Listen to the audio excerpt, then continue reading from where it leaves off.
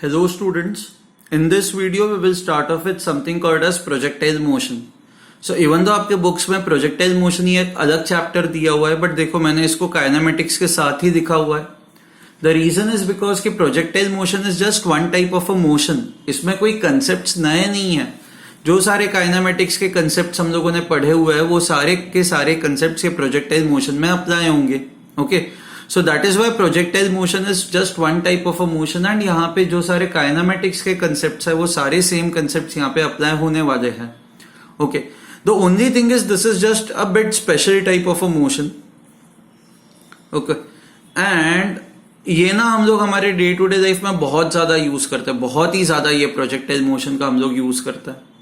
Okay ना in simple words projectile motion होता क्या है? ओके प्रोजेक्टाइल मोशन ये होता है कि मान लो आप किसी ऑब्जेक्ट को, ये ग्राउंड है, okay let's assume that this is a ground level.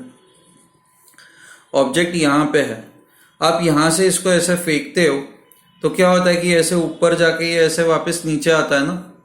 अब ये जो चीज हम लोग कितनी we do it so many times. मान लो आपका दोस्त कहीं पे दूर खड़ा और आपको उसको बाइक की चाबी देनी है तो आप उतना तो एफर्ट्स देते नहीं हो ना कि उसके पास गए और उसको चाबी दे दी. आप क्या करते हो? आप बस फेंक देते हो. तो आप कैसे फेंकते हो? आप ऐसे फेंकते हो ना तो चाबी ऐसे ही जाती है. तो किस स्पीड से फेंकना है वो डिपेंड करता है कि आपका दोस्त कहाँ पे कितनी दूरी पे खड़ा और इंट्यूटिवली आपको पता है कि कितना जोर से चीजों को फेंकना है. उसी तरह से आप क्रिकेट खेल रहे हो, आप बैडमिंटन खेल रहे हो, आप फुटबॉल खेल रहे हो, हर जगह पे शटल कॉक को या बॉल को कितना जोर से मारना है, कितना जोर से फेंकना है, विल डिपेंड अपॉन कि आपको बॉल को कितना दूर फेंकना है. तो वहां पे भी तो आप ऐसे ही किक करते हो ना. जैसे फॉर एग्जांपल फ्री किक है, आप फुटबॉल के अंदर फ्री किक कैसे देते हो? यहाँ पे मान लो डिफेंडर्स ऐसे डिफेंड वॉल बना के खड़े हुए हैं, ओके एंड यहाँ पे आपका बॉल है. तो बेसिकली आप किक ऐसे करते हो कि बॉल इनके ऊपर से तो चली जाए बट एकदम भी ऊपर ना जाए, वापस गोल के अंदर भी जानी चाहिए. So it should go up and then it should come down again. So again that is an example of a projectile motion. Similarly कोई मिसाइल है, आपको मिसाइल को किसी कंट्री में मान लो क्या कहते हैं बॉम्बार्ड करना है तो आप यहां से प्रोजेक्ट करते हो. मान लो आप इंडिया से उस मिसाइल को प्रोजेक्ट करते हो एंड एग्जैक्टली उस मिसाइल को कौन से एंगल पे प्रोजेक्ट करना है एंड के स्पीड से प्रोजेक्ट करना है, वे डिपेंड अपॉन कि आपको कितना दूर उसको कहीं फेंकना है. मतलब कितना दूर आपको उसको, व्हाट डू यू से, आपका टारगेट कितना दूर है उस पर डिपेंड करेगा ना. तो ये सारे जो मोशंस है ना, ये सारे मोशंस बेसिकली ये प्रोजेक्टाइल मोशन के अंडर क्लासिफाई होते हैं. All these types of motions are your projectile motions. Okay so let's start off with basics of projectile motion. Basics क्या है? ओके सो सबसे पहले तो let's say we have, okay let's say this is your ground level and this is vertical level. Okay now हमें ये पता है कि वर्टिकल डायरेक्शन में ग्रेविटी एक्ट कर रही है. Gravity acts in a vertical direction. So vertical direction के अंदर आपका जो एक्सेलरेशन है, your acceleration is downwards and this is equal to g. क्योंकि आप किसी भी चीज को जब ऊपर फेंकते हो तो नीचे आती है वापस बिकॉज ऑफ ग्रेविटी. अच्छा सिंपल सा केस मानते हैं जहां पे there is no wind nothing, तो हॉरिजॉन्टल डायरेक्शन में कोई एक्सेलरेशन नहीं है. सो हॉरिजॉन्टल डायरेक्शन में आपका एक्सेलरेशन जो है that is zero, that is no acceleration in horizontal direction. In horizontal direction.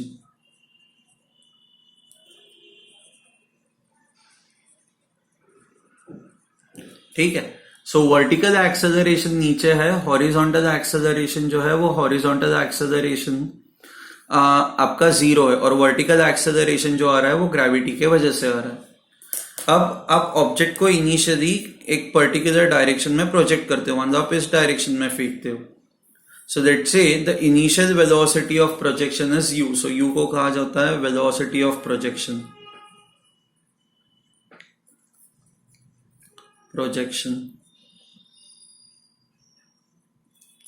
ठीक है. अच्छा ग्राउंड के रिस्पेक्ट में यहां पे जो आप एंगल क्रिएट करते हो, let's call that as theta. Theta is called as angle of projection. See most of the time ना ये एंगल ऑफ प्रोजेक्शन जो होता है it is always measured with respect to ground, but if it is measured with respect to vertical तो आपको question में दिया जाएगा हाँ angle of projection is with respect to vertical, but in almost all the cases angle is always with respect to ground. Okay, अब जैसे ही आप इसको ऐसे फेंकते हो तो ये ऑब्जेक्ट का जो पाथ होता है वो ऐसा कुछ होता है। This is the path of the object, correct. Now ये जो ऑब्जेक्ट का पाथ होता है इस ऑब्जेक्ट के पाथ में, so this is your starting point that is 0,0। Finally object is again coming back to ground, so let's call this point as r,0। तो ये जो डिस्टेंस है, distance between your starting point and जहां पे ये project है, ये object गिरता है, this distance is called as range. So this r becomes range of projectile. R is range of projectile.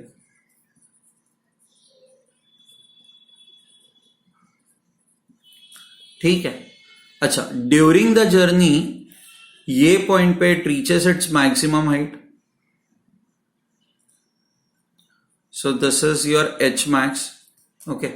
So when I say h max, it is the maximum height attained, maximum height attained by the projectile. So projectile maximum जो height attain करता है उसको कहा जाता है h max। ठीक है ना, यहां से फेंका तो तुरंत ही ये ग्राउंड पे आता है ऐसा नहीं है ना, कुछ देर तक वो हवा में रहता है, ये पाथ कवर करता है और फिर जाके वो ग्राउंड पे आता है। तो जितनी देर हवा में रहता है ना उसको कहा जाता है time of flight. Okay, so I will define capital T, that is time of flight. Time of flight, it means this measures the time. ये आपको ये कहता है कि ये जो प्रोजेक्टाइल है वो कितनी देर हवा में रहा था। ओके, एंड फाइनली ये जो ऑब्जेक्ट है जिसको हम लोग फेंक रहे हैं, इसी ऑब्जेक्ट को कहा जाता है projectile. So this becomes your projectile. Okay, अच्छा, ये जो पाथ होता है, जो ऑब्जेक्ट ये जो पाथ कवर करता है, this path is called as trajectory of projectile. So ये जो पाथ होता है, this becomes your trajectory of projectile.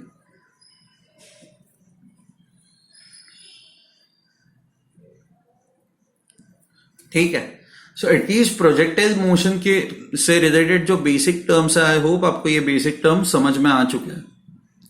Now what we are going to do is, if मान लो आपको u पता है और आपको थीटा पता है, तो अगर जो आपको ये पता है कि आपने प्रोजेक्टाइल को किस स्पीड से फेंका हुआ है और किस एंगल पे फेंका हुआ है, अगर जो ये दो चीजें पता है तो हम लोग ये एंड ये सारी चीजें हम लोग फाइंड आउट कर सकते हैं।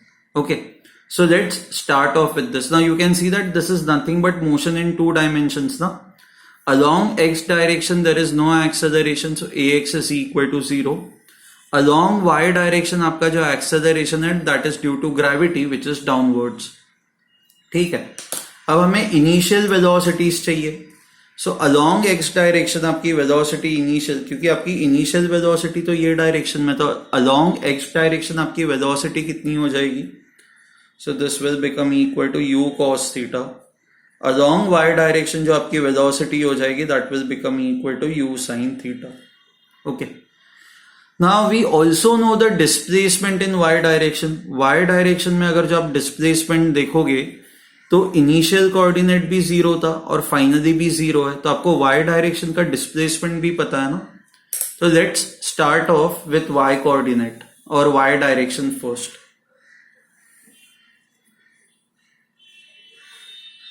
So for y direction, what all things do we know?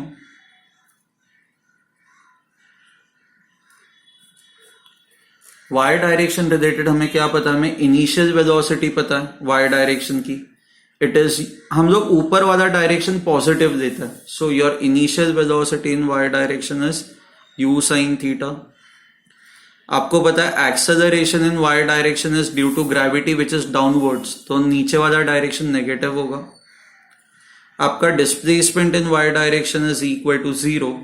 अच्छा, एंड ये वापस यहाँ पे कितने टाइम के बाद आता है? यहां से स्टार्ट करो और इसका डिस्प्लेसमेंट 0 ये पॉइंट पे हो रहा है ना, तो ये पॉइंट पे कितने टाइम के बाद आ रहा है? तो ये यहां पे टाइम टी के बाद, कैपिटल टी के बाद आ रहा है ना, बेसिकली ये पूरा टाइम ऑफ फ्लाइट कंप्लीट करके ये यहाँ पे पहुंच रहा है, तो आपका जो टी है that is equal to capital T. So let me use s is equal to u t plus half a t square, a t square. ठीक है, तो आपका s जो है that is 0. This is u sine theta into capital T plus half into minus g into capital T square. So if you solve this, आपको capital T मिलेगा 2u sine theta by जी.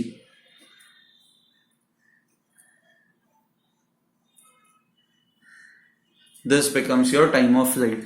अब u sin theta is nothing but your initial velocity in y direction ना, तो आप इसको ऐसे भी लिख सकते हो. therefore t is equal to 2uy.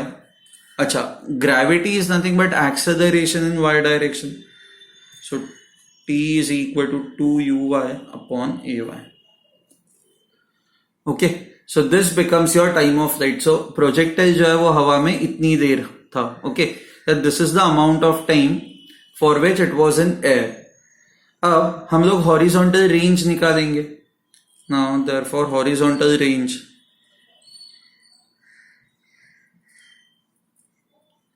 now horizontal range के लिए आपको अब x डायरेक्शन के बारे में देखना है. हमें ये पता है कि x डायरेक्शन में वैसे ही कोई एक्सेलरेशन नहीं है, तो आपकी जो x डायरेक्शन की ये वेलोसिटी है, this will always remain constant. तो कैपिटल टाइम t में x डायरेक्शन में कितना डिस्टेंस कवर हो रहा है, it is simply speed into time. So I can write horizontal range as horizontal range is equal to speed into time. So therefore your horizontal range is equal to speed, आपको पता है speed is equal to horizontal speed है u cos theta, u cos theta into time आपको पता है that is 2u sin theta by g. So आपकी ये जो horizontal range है वो कितनी आ जाएगी, आपको अगर जो ये horizontal range find out करनी है तो it is equal to u square. ये क्या बचेगा u स्क्वायर निकालने के बाद, 2 sine theta into cos theta. 2 sine theta into cos theta हम लोगों ने बेसिक ट्रिग्नोमेट्री में पढ़ा हुआ है. 2 sine theta into cos theta होता है sine 2 theta. So this is sine 2 theta by g. Okay, so this is the range of the projectile. ये हो गई रेंज ऑफ द प्रोजेक्टाइल.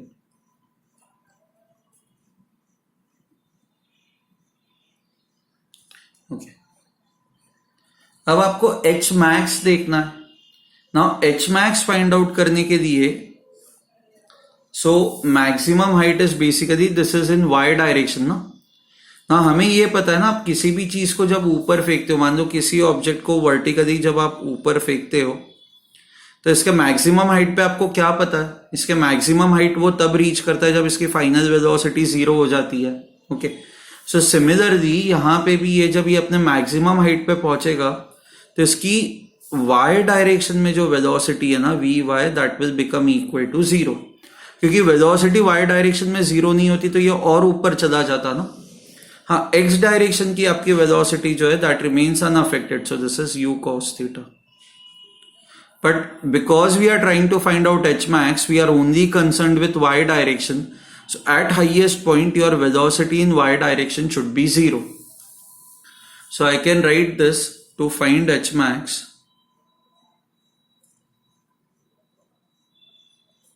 आपको क्या पता है, initial velocity in y direction is u sin theta, acceleration in y direction is minus g, velocity in y direction is 0, displacement in y direction. So जब आपकी velocity 0 हुई y direction में, तब आपका वर्टिकल डिस्प्लेसमेंट था h max ना. आप 0 नहीं दे सकते, 0 तो इस पॉइंट पे है, हमें वो देखना है कि h मैक्स कितना है. तो ये पॉइंट पे your height is maximum. So displacement at this point, अब 0 से स्टार्ट करो और फिर यहां पे पहुंच रहे हो, तो displacement in y direction is h max. So displacement in y direction is h max. अब आप कौन सा ट्रिग्नोमेट्रिक फंक्शन यूज करोगे? तो you will use v square is equal to u square plus 2as. Okay, now if you start putting in the values, आपको ये मिल जाएगा H max will be equal to u square sine square theta by 2g.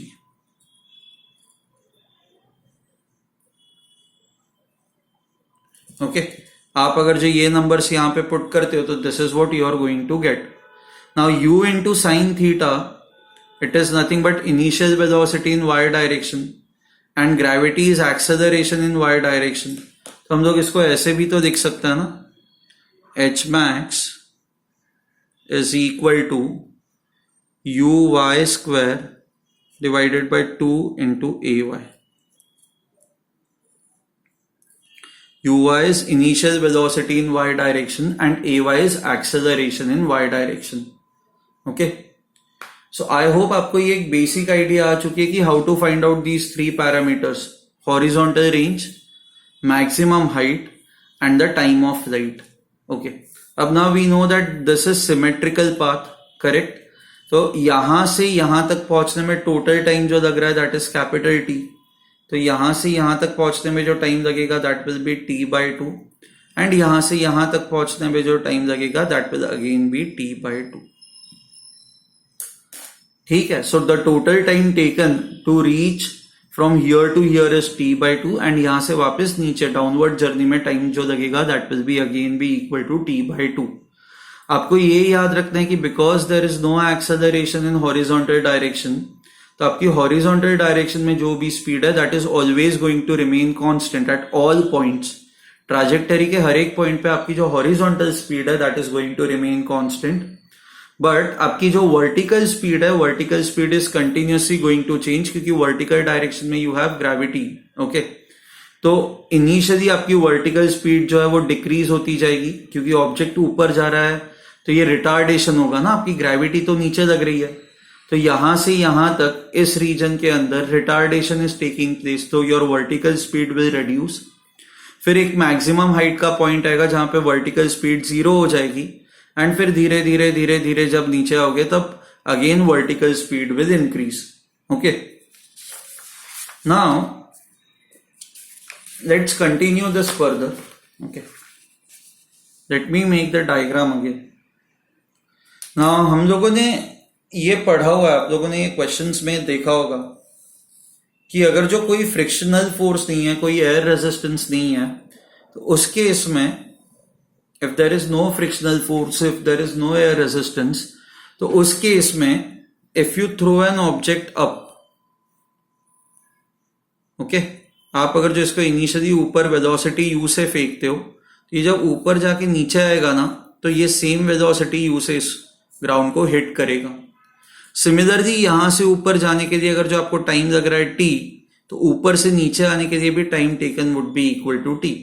Okay, another way to understand this is, मान लो कि आप height h से object को ड्रॉप कर रहे हो, एंड लेट्स अज्यूम दैट कि ये जो कोलिजन है that is perfectly elastic. Perfectly elastic का मीनिंग क्या होता है? There is no loss of kinetic energy.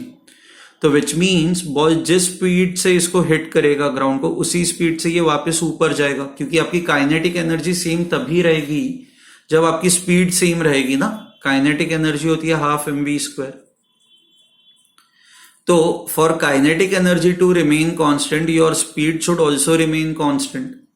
तो विच मीन्स ऐसे कोलिजन में, ये इन कोलिजन्स को कहा जाता है elastic collision. So elastic collision के अंदर क्या होता है? इलास्टिक कोलिजन के अंदर ऑब्जेक्ट जिस स्पीड से हिट करता है उसी स्पीड से ये ऊपर जाना स्टार्ट करता है. अब उसी स्पीड से जब ये ऊपर जाना स्टार्ट करता है तो it will again finally reach the same height, ये वापस सेम हाइट पे पहुंचेगा. ओके, सो अब ये सारे कंसेप्ट हम लोग यहां पे लगाएंगे. It's as good as this. Object है जिसको हमने u cos थीटा से तो ऐसे फेंका है, साथ में u sin थीटा से हमने ऊपर फेंका. अब हमें ये पता है कि हर एक पॉइंट पे आपकी जो हॉरिजॉन्टल वेलोसिटी है, that horizontal velocity is going to remain same. This will be u sin theta, u cos theta, sorry. यहां पे u cos थीटा होगी, यहां पे u cos थीटा होगी, यहां पे u cos थीटा होगी, ठीक है, u cos थीटा इस पॉइंट पे भी जब ये हिट करने वाला होता है। बट आपकी जो वर्टिकल वेलोसिटी है ना, that vertical velocity will continuously change, and ये वो पॉइंट है जहां पे आपकी वर्टिकल वेलोसिटी 0 हो जाएगी। अब हमें ये पता है कि आप जिस स्पीड से फेंकते हो ये उसी स्पीड से वापस नीचे आता है। तो आपने अगर जो इसको u sin थीटा से फेंका हुआ है तो ये वापस u sin थीटा से ही नीचे आएगा, ओके। तो एंड आपने अगर जो यहाँ पे ये एंगल थीटा से इसको फेंका हुआ है तो ये जब नीचे आता है ना, तो यहाँ पे ये जो एंगल होता है, this angle is again theta. Horizontal के साथ अगर जो आपने थीटा एंगल से फेंका हुआ है तो जब ये ग्राउंड को हिट करता है तो वापस हॉरिजॉन्टल के साथ जो एंगल क्रिएट होता है that is theta, okay. So I hope this is something that you have understood. ये एक बेसिक आइडिया, ये बेसिक आइडिया आपको समझ में आई है। ऑब्वियसली अलग अलग पॉइंट्स पे आपकी vertical velocity is going to change. इस रीजन में वर्टिकल वेलोसिटी आपकी ऊपर के डायरेक्शन में होगी, ओके, एंड इस रीजन में आपकी वर्टिकल वेलोसिटी नीचे के डायरेक्शन में होगी, ओके। एंड यहाँ पे सेम हॉरिजॉन्टल लेवल पे आपकी वर्टिकल वेलोसिटी जो है that is going to remain same. I hope this is clear to you. इसमें अब आप लोगों को डाउट नहीं है, ठीक है। अच्छा, अब हमें चाहिए equation of trajectory. When I say equation of trajectory, equation of trajectory के अंदर क्या होता है? इक्वेशन ऑफ ट्रैजेक्टरी मतलब ये जो पाथ है, इस पाथ का आपको एक इक्वेशन चाहिए। So let's consider any point x, y, let's say it is that point, okay. Now ये जो आपका पॉइंट है दैट इज x, y, इसका वर्टिकल डिस्टेंस जो है ये 0,0 से आप प्रोजेक्ट कर रहे हो, तो इस पॉइंट का वर्टिकल डिस्टेंस जो है that is y and horizontal distance जो है that is x, okay. Now इसको डिस्टेंस x कवर करने में कितना टाइम लगेगा? सो हम लोग वापस इस मोशन को दो डायरेक्शंस में ब्रेक करते हैं। सी हमें पता है हॉरिजॉन्टल डायरेक्शन में आपकी स्पीड कांस्टेंट है, तो let me write this as therefore x is equal to u cos theta into t। तो आपका जो t होगा that will be equal to x upon u cos theta. When I say equation of trajectory I need an equation between x and y, उसमें time नहीं होना चाहिए, okay. Similarly y direction में अगर जो आपको डिस्प्लेसमेंट चाहिए तो हमें ये पता है ना, ये डिस्प्लेसमेंट ऊपर की तरफ है क्योंकि आप यहां से स्टार्ट कर रहे हो ये 0 से, एंड आपका कोऑर्डिनेट फाइनली y ऊपर की तरफ ये डिस्प्लेसमेंट हो रही है। हम लोगों ने ऊपर का डायरेक्शन वैसे ही पॉजिटिव दिया हुआ है। मैं ये इक्वेशन यूज कर रहा हूँ, s is equal to ut plus half at square in y direction. So displacement in y direction is y, initial velocity in y direction is u sin theta into t plus acceleration in y direction is minus g into t square, okay. अब आपको x and y में relationship चाहिए तो आपको time को eliminate करना है। सो time को एलिमिनेट करने के लिए t के जगह पे आप ये जो एक्सप्रेशन है वो एक्सप्रेशन यहाँ पे आप पुट करोगे। So what you are going to get is u sin theta into t that is x upon u cos theta, okay, plus half into minus g into t square x upon u cos theta into u cos theta square. So you will get this as y is equal to u और u cut हो जाएगा, sin theta by cos theta is tan theta, so x tan theta minus half g x square upon u square cos square theta. This is equation of trajectory. Now equation of trajectory आपको क्या कहता है? आपको ये कहता है कि अगर जो आपको x की वैल्यू पता हो, मान लो किसी भी एक पॉइंट पे आपको x की वैल्यू पता हो तो आप y की वैल्यू फाइंड आउट कर सकते हो। आपको y की वैल्यू पता हो तो आप x की वैल्यू फाइंड आउट कर सकते हो, ठीक है। हमें चेक करना हो, मान लो कि हमारा इक्वेशन ये राइट है या रॉन्ग है, तो हमें ये पता है ना इस पॉइंट पे, इस पॉइंट के कोऑर्डिनेट्स होते हैं r, 0। हमें ये पता है इस पॉइंट पे आपका y कोऑर्डिनेट 0 है, तो y की वैल्यू इसमें 0 पुट करता है, सो वो देखता है. So when y is equal to 0, then ये 0 पुट करोगे तो you'll get this as x tan theta is equal to half g x square upon u square cos square theta. Now when y is equal to 0, x is equal to r, तो आप x की value r put करते हैं हम लोग. So r tan theta is sin theta upon cos theta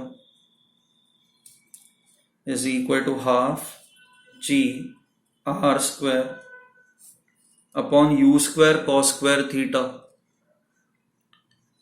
u square cos square theta. Now cos theta एक आपका ये कट हो जाएगा, राइट? तो बस एक cos थीटा बच जाएगा ना यहाँ पे, क्योंकि cos स्क्वायर थीटा था. सो अब आपको, अच्छा सिमिलरली यहाँ पे r और r कट हो जाएगा. सो ये r और ये r कट हो जाएगा.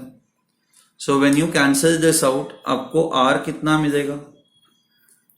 सो you will get this as u square into 2 sin theta into cos theta upon g, this is equal to r. तो आपका ये जो रेंज है that will become equal to u square 2 sin theta cos theta is sin 2 theta.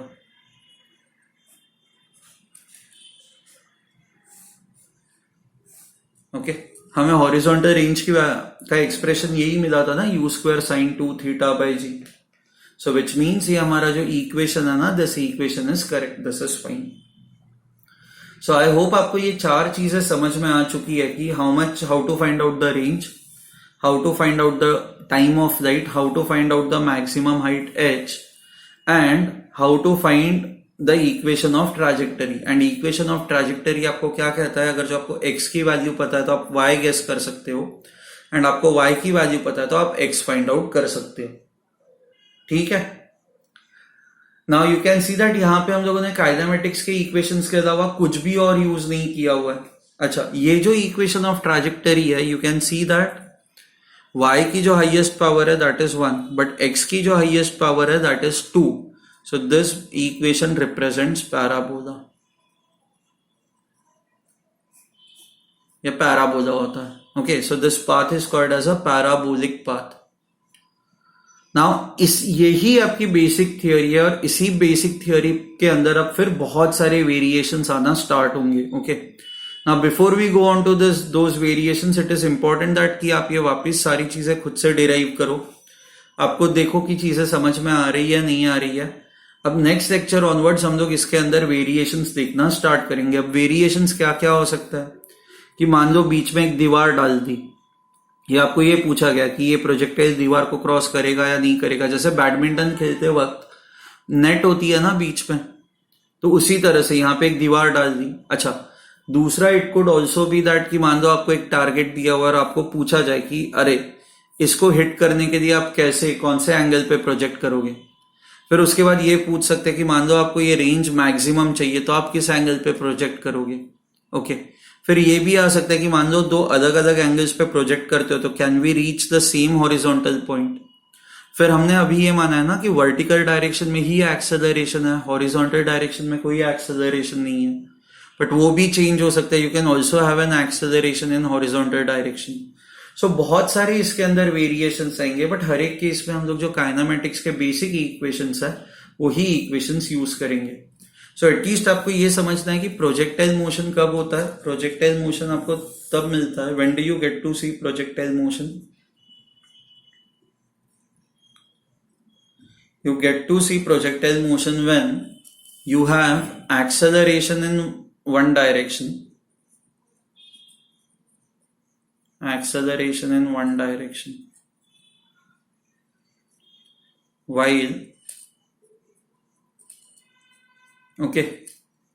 initial velocity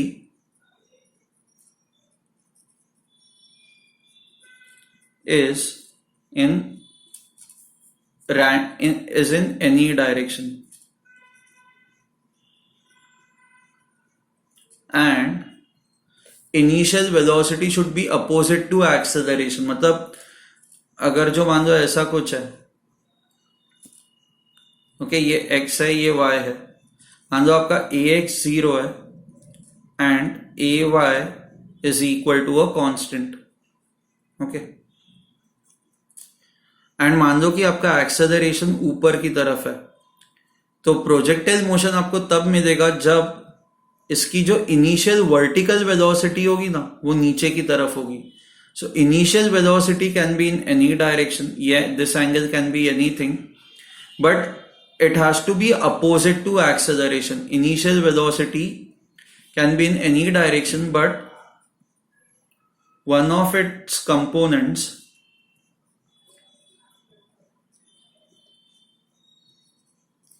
has to be opposite to acceleration. Okay. ये अगर जो ये तीन कंडीशन सेटिस्फाई हो रही हो तो ये आपका हो जाएगा projectile motion. This would be your projectile motion. ठीक है. ओके. अब ना एक्सेलरेशन एग्जैक्टली एक डायरेक्शन में ही होना चाहिए ये भी जरूरी नहीं है, इसमें भी वेरिएशंस आ सकते हैं. बट अभी तो आप ये याद रखो कि आपका ऐसा सिचुएशन मिलता है तो आप डायरेक्टली ये रिलेशनशिप्स जो है ये रिलेशनशिप्स आप यूज कर सकते हैं. You can directly use these relationships. ठीक है. Okay, then we will stop over here. We will continue this in the next video.